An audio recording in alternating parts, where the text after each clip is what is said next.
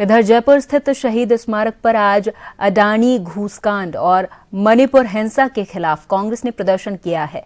इस दौरान PCC chief Govind Singh Dotasra, नेता प्रतिपक्ष जूली सचिन पायलट, पूर्व मंत्री प्रताप सिंह, शांति धारीवाल, शहर अध्यक्ष आर तिवारी, विधायक अमीन कागजी सहित कई कांग्रेस नेता और पदाधिकारी और कार्यकर्ता इस दौरान मौजूद रहे।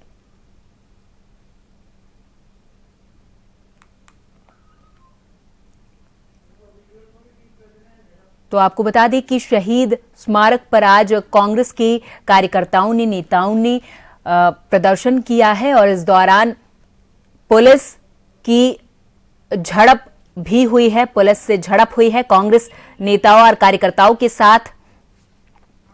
तस्वीरें आप देख पा रहे हैं जहां पर कांग्रेस पूरे बल के साथ आगे बढ़ने की कोशिश कर रही है, वहीं पुलिस इन सभी कांग्रेसियों को रोकने की तमाम जद्दोजहद करती हुई नजर आई। हालांकि कांग्रेस की यह मांग है कि अडानी घूसकांड पर बातचीत हो, मणिपुर हिंसा पर बातचीत हो और तमाम वो मुद्दे जो जनता जान नहीं पा रही है उन सभी मुद्दों पर बातचीत की जाए। कांग्रेस का प्रदर्शन लगातार जारी है। देश भर में कांग्रेस प्रदर्शन कर रही है।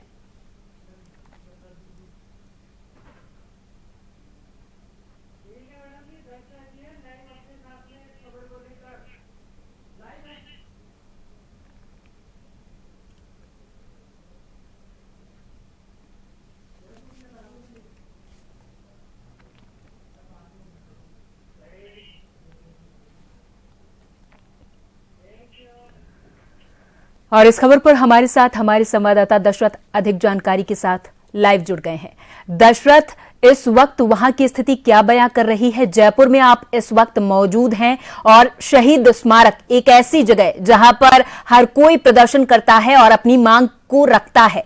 आज कांग्रेस ने प्रदर्शन किया है और अपनी मांगे रखी हैं। हालांकि इस दौरान पुलिस के साथ कांग्रेसी कार्यकर्ताओं की झड़प भी देखने को मिली है। दशरथ,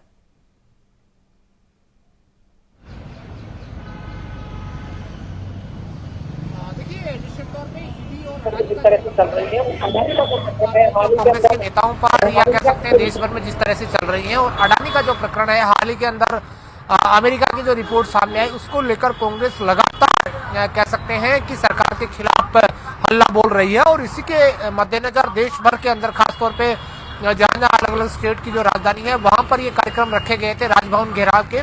इसी कड़ी में राजधानी जयपुर के अंदर राजभवन घेराव का कार्यक्रम रखा गया था। शहीद स्मारक पर पहले एक धरने का कार्यक्रम रखा गया था। इस धरने के कार्यक्रम को पूर्व मुख्यमंत्री अशोक गहलोत हो, चाहे सचिन पायलट हो, नेता प्रतिपक्ष जूली हो, प्रदेश अध्यक्ष डोटासरा हो, इनकी तरफ से संबोधित किया गया और केंद्र सरकार और प्रदेश सरकार पर निशाना साधा गया।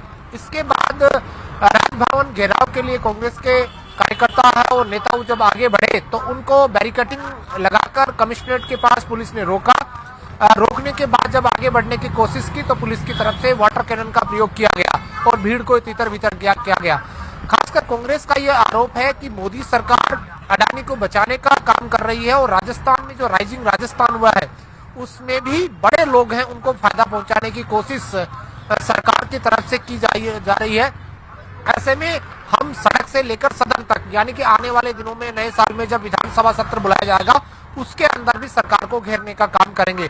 तो इस प्रदर्शन के अंदर कांग्रेस के कई बड़े नेता शामिल हुए, कार्यकर्ता शामिल हुए, कई विधायक शामिल हुए और जब उन्होंने राजभवन कूच करने की कोशिश की तो वहां पर उनको रोका गया, भीड़ को वाटर कैनन के जरिए तितर बितर किया गया। और कांग्रेस के नेताओं ने जब वाटर कैनन का प्रयोग किया उसके बाद कांग्रेस के नेताओं ने कहा कि कांग्रेस की आवाज को वो दबा नहीं सकते। आने वाले दिनों में कांग्रेस बड़े स्तर पर प्रदर्शन करेगी। गांव, ढाणी, जिला और ब्लॉक, इन तक हमारे प्रदर्शन जाएंगे। हम चुप नहीं बैठेंगे, खासकर अडानी और कह सकते हैं कि ईडी की जो कार्रवाई हो रही है उनको लेकर। प्रियंका, दशरथ, आपसे जानना चाहेंगे कि अभी प्रदर्शन की स्थिति क्या देखने को मिल रही है आपको जयपुर में, क्योंकि देश भर में आज कांग्रेसी कार्यकर्ता प्रदर्शन कर रहे हैं और तमाम अपने मुद्दे रख रहे हैं अडानी घूसकांड को लेकर, मणिपुर हिंसा को लेकर, और विपक्ष ये कह रहा है कि हम अडानी को नहीं बल्कि हम इस बात का विरोध कर रहे हैं कि यदि एक ही इंसान को सब कुछ दे देंगे तो ये ठीक नहीं। दशरथ,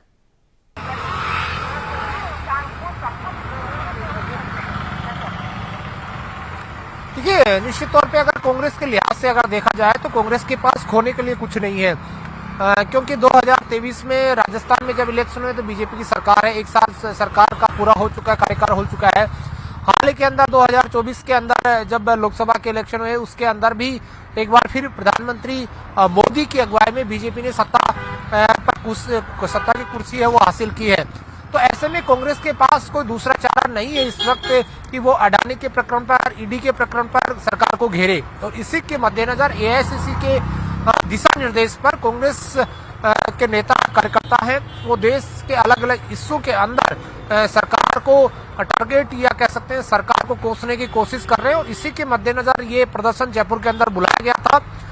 कांग्रेस का ये कहना है कि आने वाले दिनों में भी कांग्रेस जोर शोर से सरकार के खिलाफ हल्ला बोलेगी। और इसी कड़ी के अंदर प्रियंका मैं जानकारी देना चाहूंगा कि कल राजस्थान कांग्रेस की तरफ से राजस्थान सरकार का जो 1 साल का कार्यकाल हुआ है उसके खिलाफ एक प्रेस कॉन्फ्रेंस की जाएगी।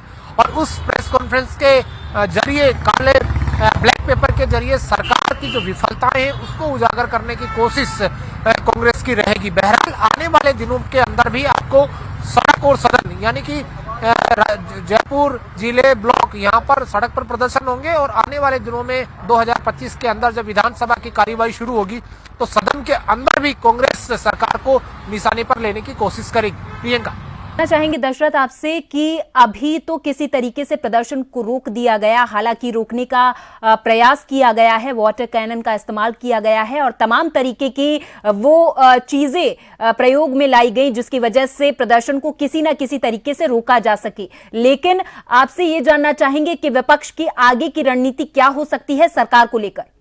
दशरथ,